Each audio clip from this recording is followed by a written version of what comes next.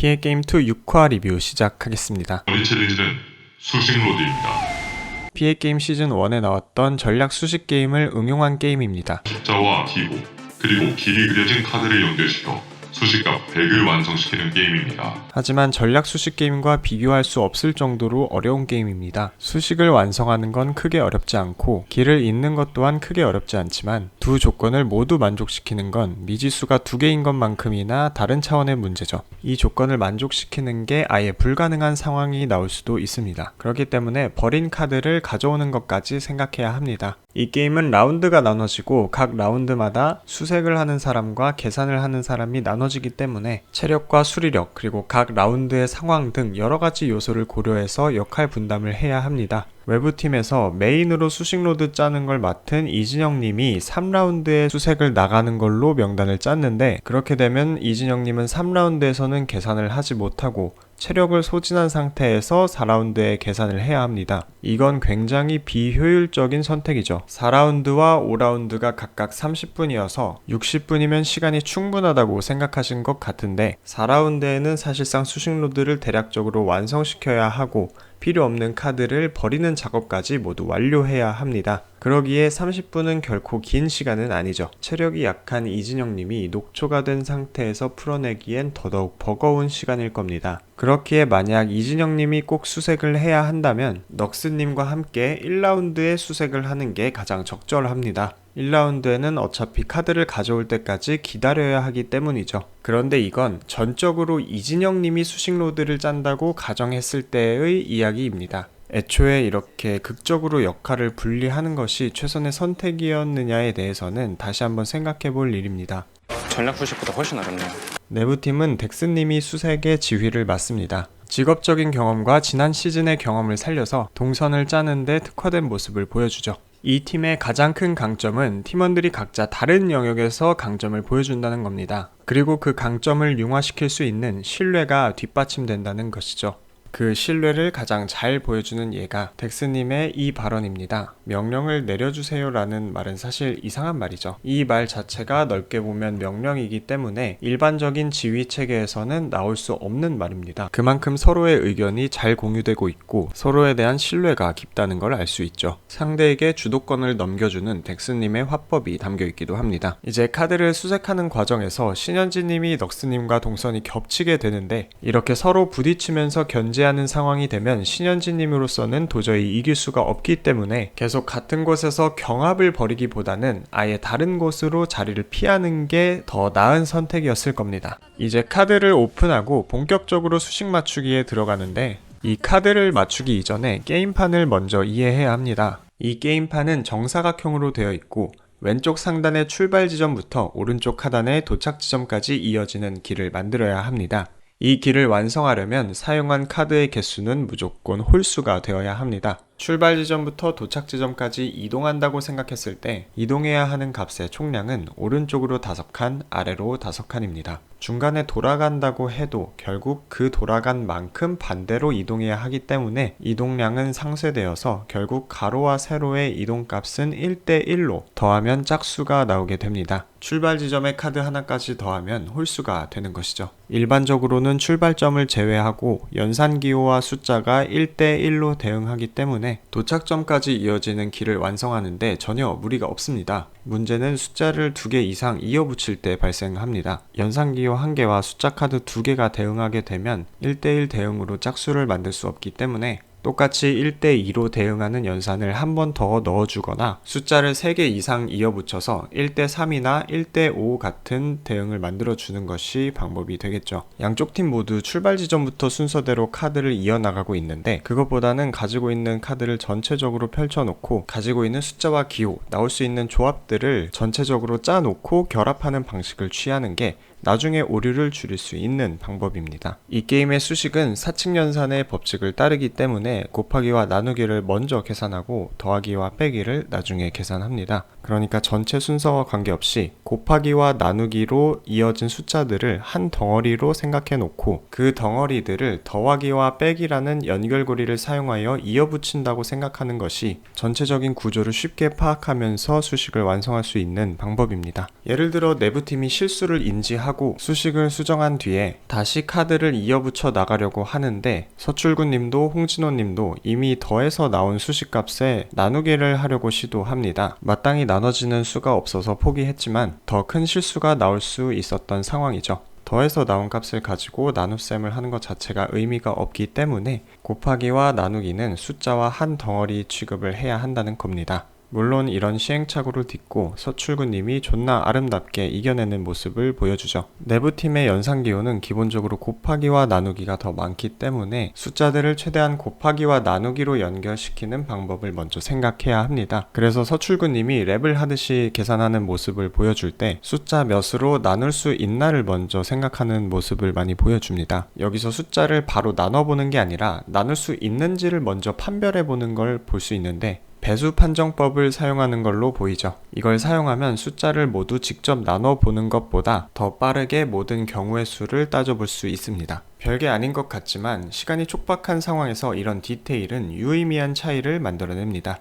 또 이 부분에서 서출구님이 굉장히 잘한 점은 머릿속에서 이루어지고 있는 계산의 과정을 실시간으로 팀원들에게 중계한 점입니다. 이러면 팀원들이 같은 지점에서 생각하며 오류를 수정할 수도 있고 나중에 서출구님과 생각했던 게 달라서 생기는 착오를 줄일 수가 있겠죠. 팀원들에게 신뢰를 줘서 확실하게 한쪽 방향으로 이끌어 갈 수도 있을 겁니다. 전체적으로 외부팀과 차이가 나는 지점이죠. 그리고 결국 4라운드 말미에 결정적인 선택의 차이가 발생하게 됩니다. 내부팀은 확정적으로 깔아놓은 카드를 제외하고 모든 카드를 버리기로 합니다. 외부팀은 필요할 것 같은 카드를 남겨놓기로 하죠. 바로 이 지점에서 승패가 갈렸다고 해도 과언이 아닙니다. 카드는 총 100장이고 1시간이 넘도록 수색을 했기 때문에 현재 시점에서는 거의 모든 카드를 찾았다고 생각해야 합니다. 그럼 나에게 없는 카드는 당연히 상대가 가지고 있을 것이고 기호의 차이 때문에 우리 팀과 상대팀이 주로 활용하는 숫자도 다를 것이고 따라서 상대팀이 버리는 숫자를 활용한다면 거의 확실하게 우리 수식을 완성할 수 있을 겁니다. 활용할 수 있는 카드는 최대 35장이기 때문에 아무리 숫자를 많이 활용한다 한들 버리는 카드는 무조건 나올 수밖에 없고 상대방의 카드를 무조건 활용한다고 생각해야 합니다. 이렇게 서로 카드를 모두 버린다고 가정했을 때 더 유리한 쪽은 어느 쪽인가요? 카드를 더 많이 활용한 외부팀이죠. 상대가 더 많은 카드를 버릴 것이기 때문에 활용할 수 있는 카드가 많아 수식을 완성할 수 있는 확률이 더 높아질 것이고 서로 수식을 완성했을 때 사용한 카드가 많아 우리 팀이 승리하게 되겠죠. 사실은 중반까지 카드를 훨씬 많이 활용한 시점에서 외부팀이 훨씬 유리한 상황이었던 겁니다. 결과론적인 이야기지만 만약 외부팀이 27을 만든 이 상태로 남은 카드를 모두 버리고 5라운드에 먼저 들어가서 버린 카드를 활용했다면 일자로 뻗은 더하기와 내부팀이 버린 7과 3을 활용하여 더하기 73으로 100을 만들 수 있었을 겁니다. 하지만 그거 하나만 보기에는 리스크가 너무 크다고 판단했는지 그러지 못했죠. 물론 조금 더 생각했다면 그게 그렇게 큰 리스크가 아니었다는 걸 알았을 겁니다. 이진영님이 너무 많은 카드를 활용하려고 욕심을 내서 진 거라고 생각하시는 분들도 많을 것 같은데 적은 카드로 이길 수 있다고 생각하는 게 오히려 오만하고 안일한 플레이입니다. 외부팀이 욕심을 부리지 않고 100을 만드는 데만 집중했다면 게임에서 이겼을까요? 그렇지 않죠. 시간도 많고 카드도 많았기 때문에 내부팀도 굉장히 많은 카드를 사용했습니다. 시즌1에서 모두를 경악하게 했던 이태균님의 수식이 22장입니다. 적은 카드로 승리를 바라기엔 서출구님은 결코 만만한 상대가 아닙니다. 카드를 굉장히 많이 활용해서 수식을 이어나간 건 굉장히 좋은 판단이었고 그 과정에서 이진영님의 수리력도 굉장히 돋보였지만 결국 4라운드에서 카드를 버리는 판단의 착오 때문에 패배한 것이라고 볼 수 있겠죠. 결국 버린 카드를 먼저 활용한 내부팀이 승리하게 됩니다. 이 게임은 5라운드에 서로 버린 카드를 활용할 수 있고 딜러룸에 들어가 있는 데에는 크게 시간 제약이 없는 것으로 보입니다. 그렇기 때문에 어떻게든 4라운드까지 활용한 카드는 확정을 해놓고 딜러룸을 선점해서 버리는 카드를 먼저 활용하는 게 중요한 승부처입니다. 덱스님은 그걸 이해한 걸로 보이죠. 그리고 서로의 수식값을 공개하는데 142만 5,569라는 높은 수가 나와서 어떻게 그런 수가 나올 수 있는지 의아해하는 분들도 많고 너무 큰 차이로 진 것에 대해서 이진영님을 굉장히 조롱하는 분도 많은 걸로 알고 있습니다. 그럼 어떻게 해서 이런 수식이 나왔는지 살펴보죠. 4라운드의 판단 미스로 외부팀은 이미 100을 완성할 수 없는 상황입니다. 상황이었습니다. 시간은 촉박했고 어떻게든 100에 가까운 숫자를 만들어서 길을 완성시키는 게 최선이었죠. 3칸이 비어있는 상황이었고 그때까지 완성된 수식의 값은 가운데 부분에 있는 곱셈과 나눗셈으로 연결된 큰 덩어리를 제외한다면 0과 114를 더해서 114가 나옵니다. 이 게임에는 숫자 카드 0이 존재하지 않습니다. 0이 없는 상황에서 나머지 덩어리들을 모두 0으로 만드는 방법은 무엇이 있을까요? 엄청나게 큰 수로 나눠버리는 겁니다. 물론 완전한 0은 아니지만 가까운 수를 만들려고 했을 때는 무시해도 좋을 만큼 0에 가까운 수죠. 그래서 아무 숫자나 3개를 긁어온 다음 원래 있던 6과 연결해서 4, 5자리의 큰 수로 나눠버리고 나면 이 거대한 덩어리는 0에 수렴하게 되고 수식의 총 합은 이진영님의 생각대로 114가 되었을 겁니다. 물론 이 역시 패배했겠지만 이 상황에서 할 수 있는 최선의 선택이었죠. 그런데 문제는 이 나누기가 들어가야 할 자리에 곱하기가 들어갔다는 것입니다. 원래 아래에 있던 나누기와 위에 있던 곱하기를 바꿔서 사용하려고 했던 것 같은데 실수로 이 부분을 놓쳐버렸던 거죠. 그래서 원래는 나누는 데 사용하려고 했던 61,091이라는 큰 수를 곱해버리게 되었고 여러분들이 아시는 대로 142만 5,456이라는 큰 수가 나오게 되었던 것이죠.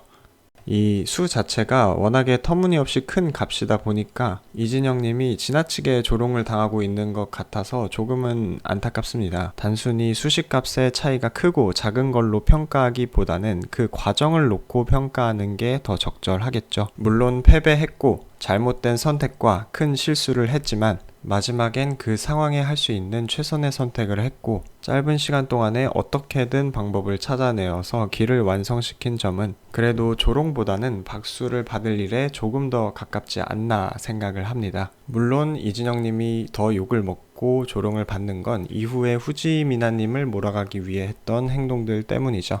투표의 당사자에게 계속 탈락자 투표를 하겠다는 이야기를 하는 걸 보고 불쾌감을 넘어 섬뜩함까지 느끼는 분이 많은 걸로 알고 있습니다. 물론 후지미나님 입장에서는 화가 나고 슬프고 억울한 게 당연하지만 이진영님 입장에서는 생존을 위해 미나님을 지목하는 것이 가장 효과적인 선택이었을 겁니다. 물론 그 표현의 방식이 굉장히 부적절한 면이 있죠. 저는 여기에 대해 옳고 그름이나 선악을 판단하고 싶지는 않습니다. 다만 모든 참가자, 더 나아가서는 모든 사람들이 미숙하고 부족한 부분이 있다는 점을 이야기하고 싶네요. 결국 후지미나님이 현성준님과 데스매치를 치르게 됩니다. 피해게임 시즌2에서는 기존의 게임들을 응용한 게임이 많이 등장하는데 이 게임은 다빈치 코드라는 게임과 유사한 점이 있는 게임이죠. 다른 점은 카드가 40장으로 훨씬 많기 때문에 암기력이 더 요구된다는 점이 있겠죠. 이 게임에서 할 수 있는 행동은 딱 2가지입니다. 블록을 맞추거나 블록을 추가하거나죠. 기본적으로 블록을 추가하는 게 더 유리합니다. 다 맞췄을 때 추가 점수까지 감안해도 블록을 추가하는 게 더 기대값이 높기 때문이죠. 아쉽게도 두 플레이어 모두 이렇다 할 전략이나 게임 운영은 보여주지 못했고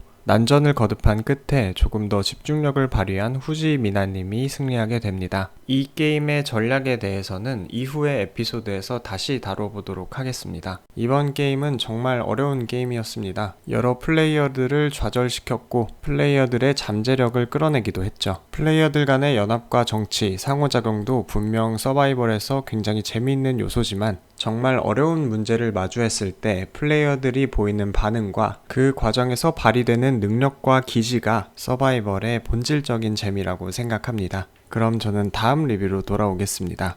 감사합니다.